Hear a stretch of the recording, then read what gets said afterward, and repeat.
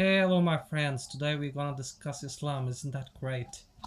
So, what we're gonna discuss is that the central tenet of Islam is that you have to convert everybody uh, into Muslim, and whoever does not, become a Muslim, his head has to be chopped off.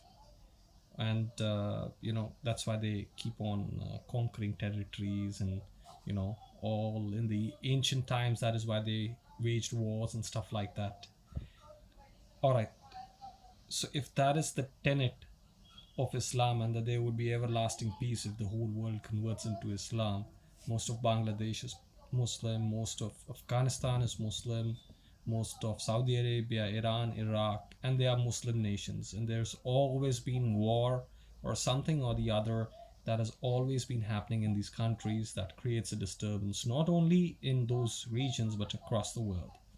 So that is the lie that is there. And when educated people start, questioning these beliefs that are written in Islam, their lies get exposed.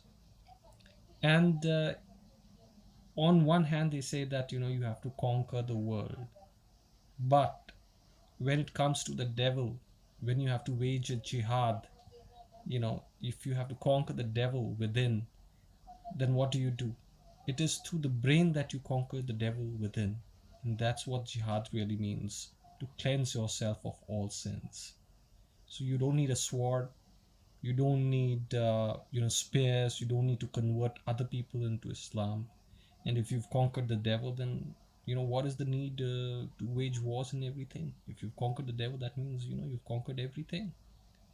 That's what Hinduism says, that that a person's consciousness you know is the one that can conquer everything. Not only it can place you on this planet, but you can place yourself in any of the planets.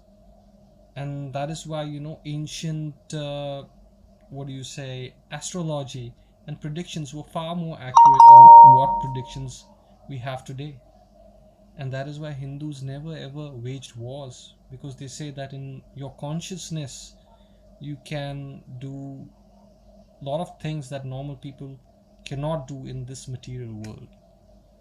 So that's why the concept of conquest you know is in Islam, it is very very fake.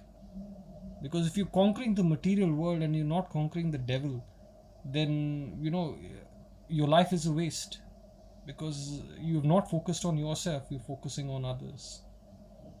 And the third lie of Islam is that you would get everything in heaven. 72 virgins you'll get in heaven, all these things, good food, everything. But in this world you will get nothing. In thus this world you have to sacrifice this, that, and blah blah blah blah. Whereas in this world it's a lie. You do get things. If you don't have too many kids, you have the resources, like Shah Rukh Khan. you know he's got everything, that he's very comfortable. Maybe he might not be comfortable because of certain people, but most of his life is sorted because he's well off financially. So I think that there are a lot of lies in Islam. This religion has created a lot of problems for the world. And once the educated Muslims start questioning these beliefs, they won't find any answers. So I think it's time for you to maybe change yourself, or maybe change your religion, either of the two, or just be yourself. you know Whatever it is. But you should keep in mind what is reality, and don't just follow things just because it's written or somebody has written it. Just follow it. Question the our mind is like you know filled with questions, why we should do this. Maybe not most of the people, but there are some educated people who want to know, like, why this is happening. Why should we follow this religion? Why should we do this? Why should we maintain social distancing? Now everybody is doing Namaste, because ancient people did Namaste, but now everybody is doing Namaste because they